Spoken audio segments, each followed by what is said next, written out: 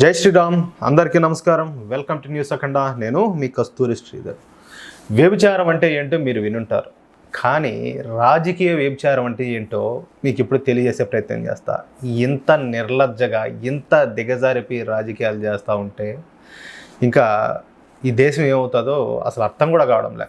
మార్పు ఎక్కడ రావాలంటే మొదటగా ఏంటంటే జనాల్లో మార్పు వస్తే ఇట్లాంటి రాజకీయ వ్యభిచారం చేసే వాళ్ళంతా కూడా సర్వనాశనం అయిపోతారు. అది ఇంకా అసలు విషయానికి వస్తే ఒక పక్క పశ్చిమ బెంగాల్ తగలబడిపోతా ఉంటే ఈ సూడో సెక్యులర్లు మాత్రం ఒక్కొక్కరుగా బయటకు వచ్చి ఈ మమతా బెనర్జీకు సపోర్ట్ చేస్తూ ఉన్నారు. పశ్చిమ బెంగాల్లో రాష్ట్రం అంతా ఈ అరాచక శక్తులతో నిండిపోయింది. పశ్చిమ బెంగాల్ రాష్ట్రం పూర్తిగా అవినీతిలో కూరుకుపోయింది. పశ్చిమ బెంగాల్ రాష్ట్రంలో మహిళలకు అసలు భద్రత అనేదే లేకుండా పోయింది. దీనికి మనం సజీవ సాక్ష్యాలను కూడా మనం చూస్తూనే ఉన్నాం. సాక్షాత్తు ఒక హాస్పిటల్లోకి కొంతమంది దుండగులు దూరి ఒక ట్రైనీ లేడీ డాక్టర్ను సామూహిక అత్యాచారం చేసి ఆ పైన ఏంటంటే కిరాతకంగా హత్య చేశారంటే పశ్చిమ బెంగాల్లో పరిస్థితులు ఎంత ఘోరంగా ఉన్నాయో దీన్ని బట్టి మనం అర్థం చేసుకోవచ్చు. మొన్నటికి మొన్న ఈ సందేశ్ కలి గురించి మనం చాలా వీడియోలో మనం మాట్లాడుకున్నాం. మొన్నటికి మొన్న సందేశ్ కలి దుర్ఘటన వెలుగులోకి వచ్చింది. అక్కడైతే వందల మంది ఈ హిందూ మహిళలను అలాగే ఆడపిల్లలను ఈ తృణమూల్ కాంగ్రెస్ నాయకులు వరుసపెట్టి అత్యాచారాలు చేస్తున్నారు. ఆ విషయం వెలుగులోకి వచ్చినప్పుడు కూడా పశ్చిమ బెంగాల్ ముఖ్యమంత్రి ఈ అభినవ్ శూర్పణఖ అనేటువంటి ఈ మమతా బెనర్జీ నిందితులను కాపాడేందుకు విశ్వ ప్రయత్నం చేసింది. దీని గురించి కూడా మనం గతంలో ఎన్నో ఆర్టికల్స్లో మనం రాసాము, అలాగే వీడియోలో కూడా మనం చెప్పుకున్నాం. చివరికి సుప్రీంకోర్టు కలగజేసుకోవడంతో సందేశ్ కలి రేపిస్టు షేక్ షాజహాన్ను కేంద్ర ఏజెన్సీలు అరెస్ట్ చేసినాయి. ఇంకా చూడండి, అంటే ఏ ప్రభుత్వం అయితే ప్రజలను కాపాడాలో, ఏ ప్రభుత్వం అయితే తప్పు చేసిన వాళ్ళని కఠినంగా శిక్షించాలో ఓళ్ళే తప్పు చేసిన వాళ్ళ వైపు నిలబడితే ఏకంగా ఏంటంటే ఈ కేసు సుప్రీంకోర్టు ఇన్వాల్వ్ కావాల్సి వచ్చింది. ఇప్పుడు మళ్ళీ కొత్తగా ఈ లేడీ డాక్టర్ అత్యాచారము అట్లాగే ఈ హత్య విషయాలు వెలుగులోకి వచ్చినాయి. ఇప్పుడు కూడా స్వయంగా పశ్చిమ బెంగాల్ ముఖ్యమంత్రి మమతా బెనర్జీ ఈ విషయంలో కల్పించుకొని నిందితులు కాపాడే ప్రయత్నం ప్రారంభించినారు. అయితే ఈ విషయంపై భారతీయ జనతా పార్టీ హైకోర్టుకు పోవడంతో హైకోర్టు ఆదేశాల మేరకు ఈ కేసుని ఏంటంటే సిబిఐకు అప్పగించాల్సి వచ్చింది. అయితే ఒక పక్క పశ్చిమ బెంగాల్లో మమతా బెనర్జీ పాలనలో ఎన్ని అరాచకాలు జరుగుతూ ఉన్నప్పటికీ కూడా ఈ సూడో సెక్యులర్ పార్టీల నాయకులు మాత్రం మమతా బెనర్జీకి జై కొడతారు. నేను మాట్లాడే కదా, నేను చెప్పే కదా రాజకీయ వ్యభిచారం అంటే ఎట్లుంటుందో చెప్తానని. ఇట్లుంటుంది చూడండి. ఈ సందర్భంగా సమాజ్వాదీ పార్టీ నేత అఖిలేష్ యాదవ్ ఉన్నాడు కదా, ఎవరైనా ఉత్తరప్రదేశ్లో ఉంటాడు, పెద్ద బఫూన్ ఉండేట్టు ఉంటాడు. ఈ అఖిలేష్ యాదవ్ మాట్లాడతా మమతా బెనర్జీ గొప్ప దయార్థ హృదయరాలంట. ఒరే స్వామి, ఏం తిన్నావురా నాయన? అన్నం తింటున్నావా? అశుద్ధం తింటున్నావా? నువ్వు ఒక మనిషివేనా? నువ్వు అసలు ఎట్ట పుట్టినావురా స్వామి? అదే ఘటన అదే విధంగా మీ బిడ్డల విషయంలో జరిగి ఉన్నా కూడా ఇదే మాదిరిగా మీరు మాట్లాడదురా? ఒక్కసారి ఆలోచించండి. ప్రజలందరూ కూడా ఆలోచించాలా. ఓడి ఏ కులం వాడైనా, ఓడి ఏ మతం వాడైనా, ఓడి ఏ ప్రాంతం వాడైనా, ఓడి ఎవడైనా సరే తప్పును సమర్థించేవాడిని మెట్టు తీసుకుని కొట్టాలనా వద్దా? ప్రతి ఒక్కరూ ఒకసారి ఆలోచించండి. ఓడి ఎవడైతే ఏంది అంత నీతిమాలినతనంగా ఈ మమతా బెనర్జీ ప్రవర్తిస్తూ ఉంటే, అంత దిగజారుడు రాజకీయాలు చేస్తూ ఉంటే దానికి మద్దతు పలుకుతా ఆ మనిషిని అంటే రాక్షసి అని చెప్పినా కూడా తప్పే. ఎందుకంటే రాక్షసులు కూడా సిగ్గుపడతారు.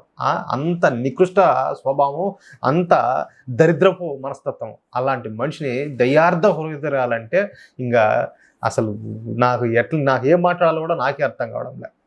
మమతా బెనర్జీ ఒక మహిళ, సాటి మహిళకు అన్యాయం జరుగుతుందని చెప్పి మమతా బెనర్జీ వాపోతుందంట. ఊరి నాయన అంటే దేశంలో ఎవరికి తెలియలా, వీడికి ఒక్కడికే తెలిసింది ఆమె ఒక మహిళ అని చెప్పి ఆమె మనసు కరిగిపోతుంది, ఈ విషయంలోనూ తట్టుకోలేకపోతుంది, విలవిల్లాడిపోతుంది అని చెప్పి వీడు ఒకడే చెప్తాడు, ఇంకెవరు మాట్లాడకుండా. దేశంలో ఈరోజు ప్రజలకు అందరికీ తెలుసు ఏం జరుగుతుంది అక్కడ. ఈ అభినవ్ శూర్పణఖ ఎట్లా బిహేవ్ చేస్తుంది అనేది ప్రతి ఒక్కరికి కూడా తెలుసు. వీడు ఒకడు వచ్చాడు ఏది ఇప్పుడు ఆమెకు వంతపడేదానికి, సిగ్గు మానం లేకుండా ఇలాంటి వాళ్ళు రాజకీయ నాయకులు, ఇలాంటి వాళ్ళకు ఓట్లు వేయడం, ఇలాంటి వాళ్ళని గెలిపించే పార్లమెంట్కి పంపించడం, మన దరిద్రం కొద్దీ వాళ్ళు పార్లమెంట్లో కూర్చొని మనకేమో నీతి సూక్తులు చెప్పడం.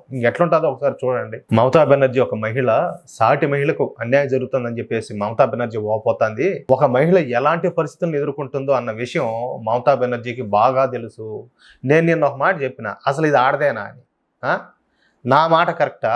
ఇప్పుడు ఈ జంపలకడ పంపగాడు మాట్లాడేది కరెక్టా? ఖచ్చితంగా దీని మీద మీ అభిప్రాయం ఏదో ఖచ్చితంగా కామెంట్లో చెప్పండి.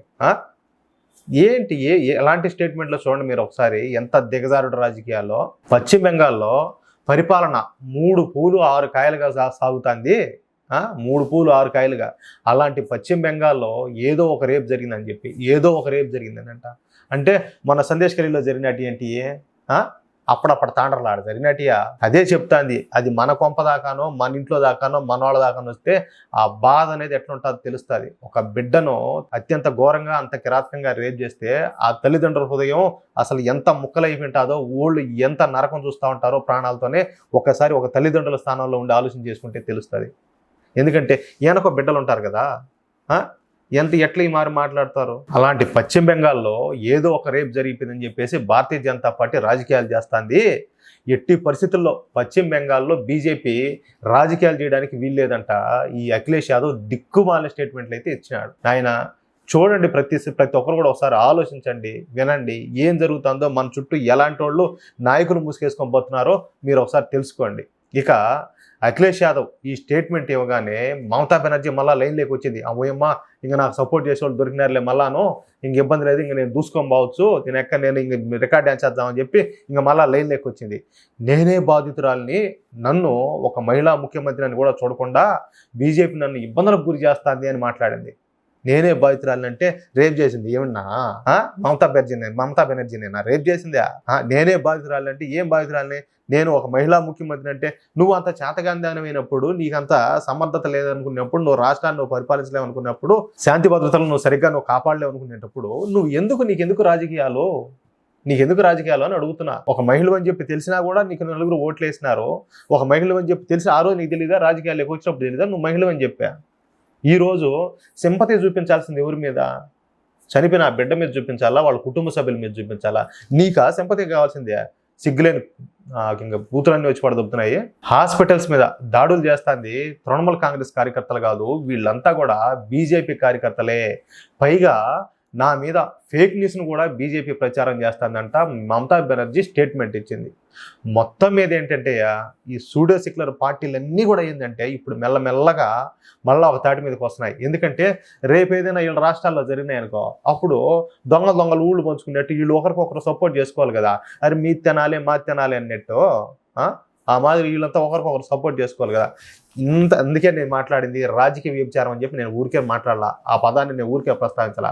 ఇంత దిగజారిపోయినారు, ఇంత దిగజారుడు రాజకీయాలు చేస్తున్నారు. దయచేసి ప్రజలు ప్రతి ఒక్కరు ఆలోచించుకోండి. మనం ఎలాంటి వాళ్ళని సెలెక్ట్ చేసుకోవాలా, ఎలాంటి వాళ్ళని ఆదరించాలా, ఎలాంటి వాళ్ళకి ఓట్లు వేయాలా, మనల్ని పరిపాలించాలంటే ఆ నాయకుడు, ఆ నాయకత్వ లక్షణాలు ఏ స్థాయిలో ఉండాలా అనేది మనం అందరం కూడా ఆలోచించుకోవాలి. లేకపోతే ఇలాంటి బొఫ్ఫులంతా, లంగాలంతా, లపాకీలంతా వచ్చి నాయకులు గాను, ముఖ్యమంత్రులు గాను మన నెత్తిని ఊరేగేదానికి ప్రయత్నాలు చేస్తారు, విశ్వ ప్రయత్నాలు. అది ఈ వీడియోపై మీ యొక్క అమూల్యమైన అభిప్రాయాలను దయచేసి ప్రతి ఒక్కరు కూడా కామెంట్ రూపంలో తెలియజేయాలని కోరుకుంటూ, అలాగే ఈ వీడియో నచ్చితే దయచేసి లైక్ చేయడంతో పాటు మీకు ఎంతమందికి వీలైతే అంతమందికి షేర్ చేసే ప్రయత్నం చేయండి. అలాగే ఇంతవరకు ఎవరైనా కూడా మన ఛానల్ సబ్స్క్రైబ్ చేసుకోకపోతే దయచేసి ప్రతి ఒక్కరు కూడా మన ఛానల్ సబ్స్క్రైబ్ చేసుకోండి. అలాగే తప్పనిసరిగా ఈ నోటిఫికేషన్ సింబల్ అయితే బెల్ సింబల్ తప్పనిసరిగా ప్లీజ్ ఆన్లో ఉంచుకోండి. దయచేసి సపోర్ట్ చేయండి. జై శ్రీరామ్.